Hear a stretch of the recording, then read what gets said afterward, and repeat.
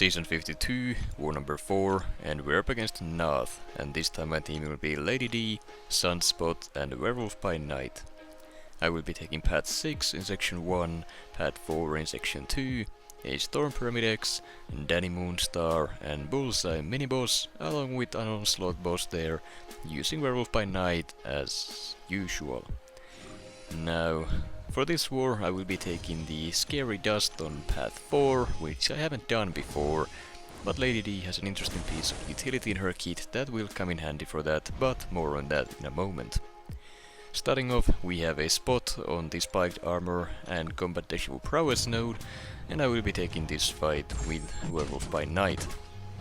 Now, I wouldn't consider Werewolf by Night a counter to Spot in any regard really, however, as long as you play him correctly and punish his special ones, well, properly, he's doable with essentially any champion, and as you can see, I didn't do too good of a job here, and well, I am gonna have to deal with that untouchable phase here, which is simple enough but also annoying, and I am taking some unnecessary damage here. Now the reason why Spot is on this node is because when his special 1 gives him the buff immunity debuff, any buff, whether it be the prowesses or the spiked armor physical resistance buffs here, will trigger a rupture debuff on the attacker, which is pretty weak, but it is there and it is slightly annoying. Other than that, the matchup isn't really all too special. Wolf takes it down, would have been at essentially full health if I wasn't bad at, well, takes in the special 1, but it doesn't make a difference, it was still a simple fight. Then we have a Sauron here on the critical setup and aggression prowess nodes, and I am taking the fight with Lady D. Now, this specific node is not a threat, basically no matter who is on it. The critical setup node just gives you guaranteed crits if you keep doing the same combo ender, which only helps you against most defenders, I guess. There are a few situations where that would suck, but more often than not, it just helps you. So, more or less, it's a diversity placement. Now, with that said, Sauron can be an annoying defender with his wonky animations and the unblockable specials. However, with the heal block up, Lady D shuts down mutant opponents' unblockable and unstoppable abilities completely. Along, of course, with the defense tactic regen as well as Sauron's personal regen. That makes the fight essentially nodeless and also shuts down most of Sauron's annoying abilities, making it a very simple fight. Now, then we are starting Path 4 here in Section 2. We have a Toad on the Steady Build Up Unblockable and Special Burst Lockdown nodes, and I will be taking the fight with Lady D. And normally with her you would like to run the recoil masteries for more damage and constant willpower healing. However, her heal block immunity that she has, well, it's not technically an immunity, she simply just removes the heal block effect, but it comes at a cost, and that is the disabling of her willpower mastery for the duration of what the heal block would have been. So essentially, for this node, every time Toad throws a special attack, the attacker gets armor broken and heal blocked. The heal block doesn't apply, but your willpower will be disabled, so I decided not to use the recoil masteries. Another annoying part about this fight is that Lady D's rupture damage scales off of her armor rating. So the armor breaks on Lady D completely shut down your rupture damage. As you can see, I have the debuffs on the opponent, but they are doing nothing. So your damage is skimmed quite heavily, but her basic attacks and specials still deal a good chunk of damage, and consistently having the heal block up on the opponent means it's only a matter of time until the fight goes down. Now, all that's really left is just Toad's basic kit, but since Lady D is not poison immune, she's just resistant, it means that the random stun from his sig ability will never be a problem, and even then the poisons are easy enough to remove simply by dashing back every now and then. The damage they do isn't exactly noticeable either, especially due to the resistance, and the fight goes down there in under 2 minutes, which is not fast, but it's not as slow as it could be.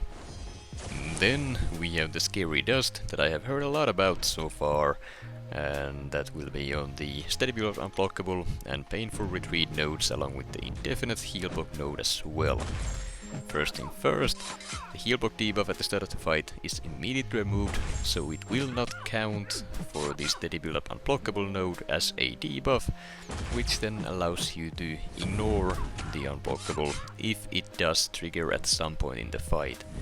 That takes me to the next point, and that is once again Lady D's ability to shut down mutant defenders, unblockable and unstoppable abilities with that heal block of hers.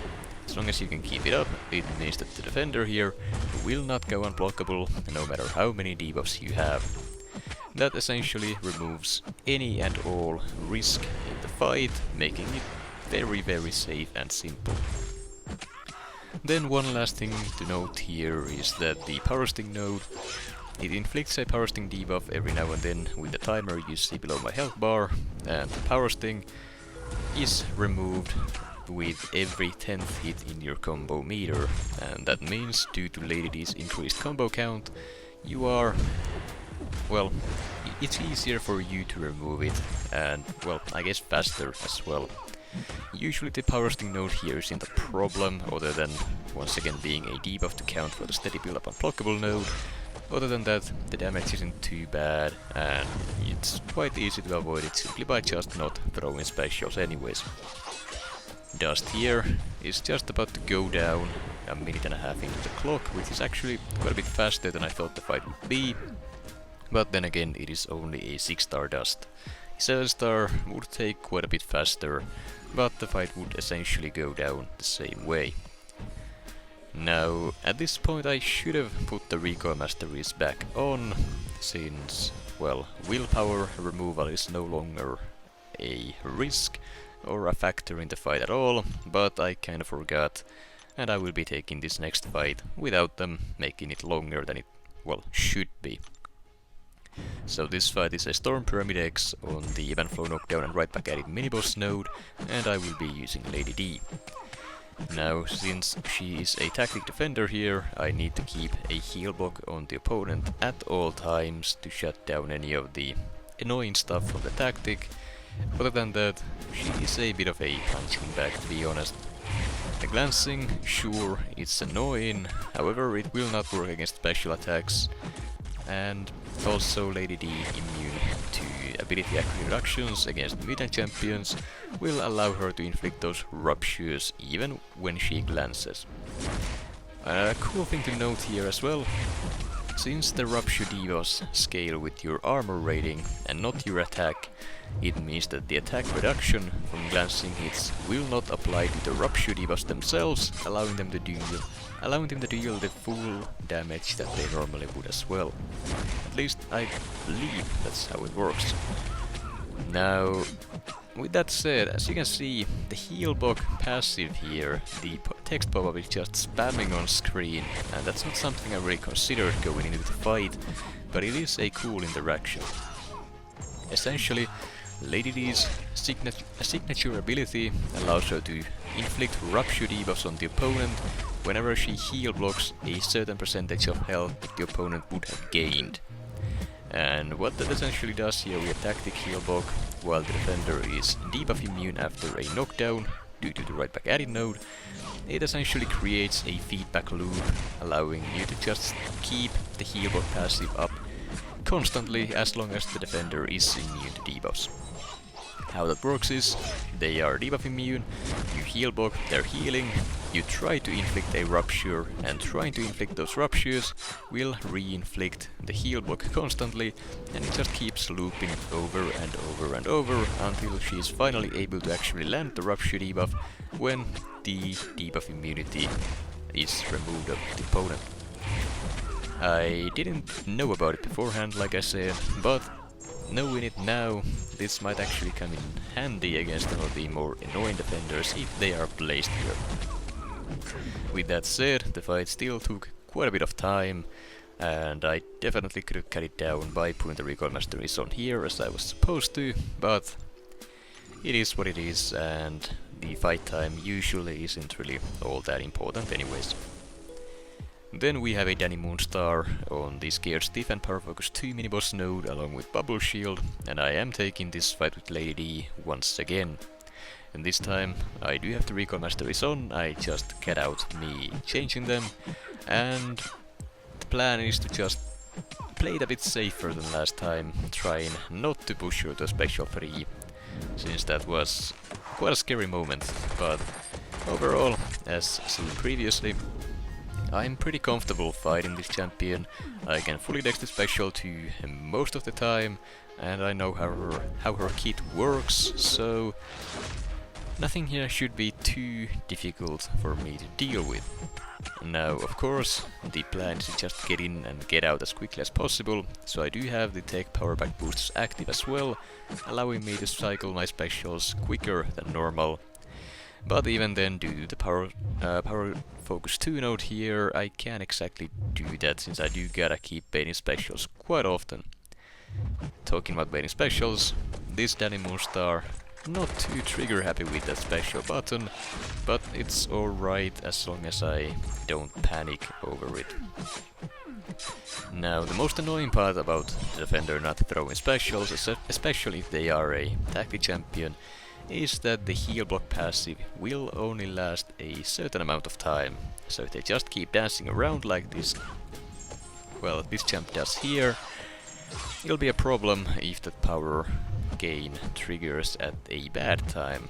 I wouldn't be able to shut it off. Now, luckily she's just nice enough to throw those specials where I don't need to eat a special 3, and overall the fight is going well despite the issues, and well, all is well that ends well. I will be able to do or finish the fight without any bigger problems.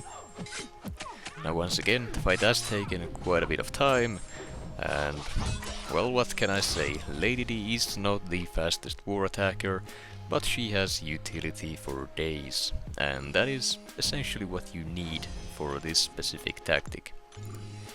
Now once again, I did a quick cut there on the loading screen to remove my recoil masteries for the next fight, as I will be taking it with Sunspot, and too much damage, it can ruin the fight and cause a death very easily.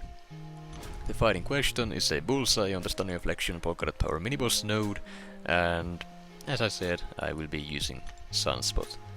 I go with an advanced power boost to make sure I have an opening to land a hit, even if the defender here gets to a special 1 and has the evade ready, in case the AI is being annoying and I absolutely need to land a hit to remove the brute force degeneration, because the damage on that is not a joke. Now, I was debating on whether or not I want to bait the special 1 here, but I decided against it, went for a special 2 intercept, which landed the perfect amount of crits to get me to another special 2, and now all I gotta do is just throw away another one, and once again, a nice number of crits. Not too little, not too many, got me right back up to another special 2 perfectly, allowing me to land a third one without baiting a single special, and the fight is done. That was probably the best Sunspot against Bullseye fight I have had there, and gotta say, when it goes well, it is a very satisfying fight, but when it doesn't go well, well, it really doesn't go well. Anyways, next up we have the very final fight of this war, another Onslaught boss that I will be taking with Werewolf by night. As usual, game plan is to mostly hit into the defender's block and then use special 2s whenever I get them using the Howl. Other than that, well, I try not to hit him directly, simply to not give him too much power and to not stack too many of the Neuroshocks on myself or the resistance buffs on the defender. All that's really left is just, well, repeat this over and over until the fight is done. 5 minutes is more than enough to do the fight even with a 6-star werewolf, though a 6-star one might cut it a bit close depending on how much you have to hit the defender with those physical resistances. Now, I don't really have too much else to say about this one since I have covered it multiple times in the past, so I'm just gonna stop my yapping here and let y'all watch the fight if you want to do so.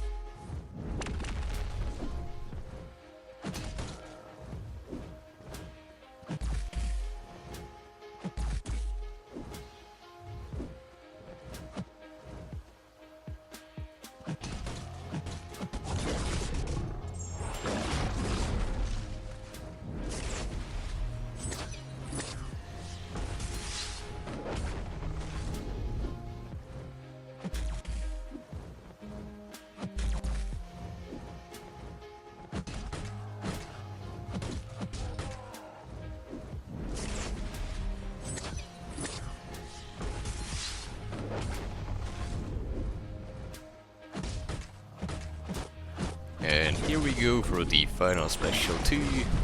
The burst almost finishes it, but the following rupture is more than enough to finish the job, and down he goes. A fairly simple boss, though it's not the fastest fight once again either. As for the results, we did end up winning the war 10-2, so a pretty beautiful performance by us. Hopefully we can keep it up for the rest of the season and maybe even improve a bit.